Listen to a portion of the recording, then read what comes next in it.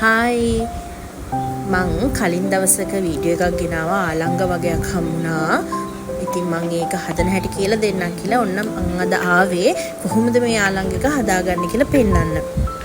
ආලංගක මෙහෙම ලස්සන තිබුණාට මේ සම්පූර්ණ කොටසම කැමරට ගන්නෙ නෑ. මමත් මේක ෆස්ට් ටයිම් තමයි හදන්නේ. හැබැයි ආලංග හදන විදිය, ඒකේ රස කොයි වගේද, කොහොමද ඒකේ බීජ ලබා ගන්නේ, මේ දේවල් මම ගෲප් හරහා, ඒ කියන්නේ ඔය වවන්නන්ගේ ගෲප්ස් වල, එතකොට කුකින් ගෲප්ස් වල දැකලා තිබුණා. ඉතින් ඒ විදිහට තමයි මම මේ ටික වෙන් කරගන්නේ. මේකේ අර ලස්සන මොට්ටුව වගේ තියෙන අර ඒ මලක් වගේ තියෙන එක කපල ඉවත් කරගන්න ඕන. එතකොට අර හීනි කෑල්ල තමයි අපි ගන්නෙ. ඒ කියන්නේ බටේ වගේ තියෙන එක තමයි අපි කෑමට ගන්නෙ. අපි ඉපදිච්ච දවසේ ඉඳලා ලොකු වෙනකම්ම මැරෙනකම්ම සමහර කෑම ಜಾති කාලා නැහැ, සමහර දේවල් අත්විඳලා නැහැ. එතකොට මං ආසයි මම පොඩි කාලේ කාපු නැති අලුත් කෑම වගේම පරණ ಜಾති කෑම, ඉස්සර ගම්වල තිබ්බ කෑම, පළතුරු ಜಾති, එළවලු ಜಾති කන්න හරි ආසයි. ඉතින් මම කොහෙ ගියත්, අපි හිතමු හොලිඩේ ට්‍රිප් එකක් ගියත්, නැත්නම් අපි වෙන කොයි හරි ප්‍රදේශයකට ගියත් කාපු නැති පළතුරක් එහෙම තියෙනවා නම්, එළවලුවක් තියෙනවා නම් මම ඒක try කරනවා. දැන් මම මේ කරන්නේ මේකේ අර මොට්ටුව වගේ තියෙන එක ඇතුලේ තියෙනවා බීජ. මම මේ හදන්නේ මම සාමාන්‍යයෙන් උයන කෑමවල පළතුරු එළවලු වල තියෙන ඇට ಜಾති වෙන් කරගෙන මම ඒවා පැල කරනවා. එතකොට මට ආසයි පැල කරන්න, මේ එළවලු ගන්න, පළතුරු ගන්න. සමහර එළවලු පළතුරු තියෙනවා අවුරුදු ගණන් වැවෙනවා. හැබැයි ඒවල ඒ පළදාව ඉක්මනට එන්නේ නැහැ. නමුත් මම පැල කරලා බලාගෙන ඉන්නවා කවදා හරි ඒවල පළදාව එයි කියලා. ඉතින් ඒ වගේ වවුපු ගොඩක් ඒවා මගේ වත්තේ තියෙනවා. මේ තියෙන්නේ ආලංගවල ඇට. ඔන්න ඊට පස්සේ මම මේක හට්ටික තමයි හදාගන්න ඉන්නේ.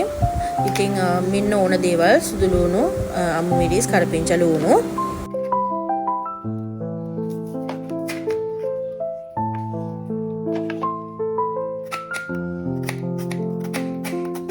ලුණු ටික අපි හීනෙට ලියා ගන්න ඕනේ. සුදු ලුණු මම දෙවිදියකට තමයි මේ ව්‍යංජනයට එක් කරන්නේ. කොටසක් පෙති වශයෙන් කපා ගන්නවා, අනිත් එක තලලා චූටි කෑලි වලට කපා ගන්නවා. මම ඒක උයන ඒ වලඳර දාන්නේ දෙපාරකට. බලන් ඉන්නකො මම කොහොමද ඒක කරන්නේ කියලා. ඒක අනිවාර්ය නෑ, නමුත් එහෙම කරාම රසයි. මේ ආලංග ළමයි හරියට හැදුවාම පස්සේ අපි බෝංචි ඉව්වම කිරට ඉව්වම එන රස තමයිලු එන්නේ. මම කාලා බලලා කියන්නම්. ඉතින් එතකොට බෝංචි වලට වඩා කිරි රසෙන් වැඩි කියලා කිව්වා. ඉතින් ගොඩක් අය. ඉතින් ඒ නිසා අපි කාලා බලමු. මම හදලි වෙල කියන්නම් ඔයගොල්ලෝ ටේස්ට් එක කොහොමද කියලා. මේ ආලංග බටය මම දෙකට වෙන් කරලා කපා ගන්නවා. අර අපි බෝංචි කපනකොට පැත්තට කපනවා වගේ මේක කපා ගන්න පුළුවන්. නමුත් මම මේක දෙකට කපලා හදා ගන්නවා. එතකොට ටිකක් වැඩිපුරක් තියෙනවා. සහ හොඳට අපි දාන ස්පයිසස් අරමේ හොඳට උරාගෙන ඒක රසට හැදෙනවා කියලා මම හිතනවා. ඒ නිසා ඊට පස්සේ අපි තෙල් දාලා ඒකට අබ්බ ටිකක් සහ අර තලාගත්ත චූටි කපාගත්ත සුදු ලුණු ටික දා ගන්නවා. අපි අනිත් සුදු ලුණු ටික දාගන්නේ පස්සේ. තෙල් ටික රත් වෙලා අබ ටිකත් හොඳට රත් වුණාට පස්සේ අපි අනිත් සුදු ලුණු, කරපිංචා, මිරිස් ටික දාගෙන ටෙම්පරාදු කරගන්නවා. ඊට පස්සේ තමයි අපි ආලංග ටික මේකට එකතු කරන්නේ. මේක දැන් එක විදිහට හදන සමහරු මේ ඔක්කොම ටික එකට දාලා එකට ලිපේ දීලා කිරි දාලා හදන වෙලාවලද තියෙයි. නමුත් මම පොඩ්ඩක් ටෙම්පරාදු කරලා තමයි මේක හදන්නේ. ඊට පස්සේ මම මේකට කහ, තුන පහ, ඒ වගේම මිරිස්, ලුණු, ගම්මිරිස් චුට්ටක් දාලා මේකට දිය කිරි පොට්ටක් දාලා ලිපේ තියනවා. මේවා එක එක්කෙනා එක එක විදියට හදනවා ඇති. මම කුකින් එක්ස්පර්ට් කෙනෙක් නෙමෙයි. නමුත් මම රසට කෑම හදන්න ආසයි, ඒවා ලස්සනට පිළිගන්නන්න ආසයි.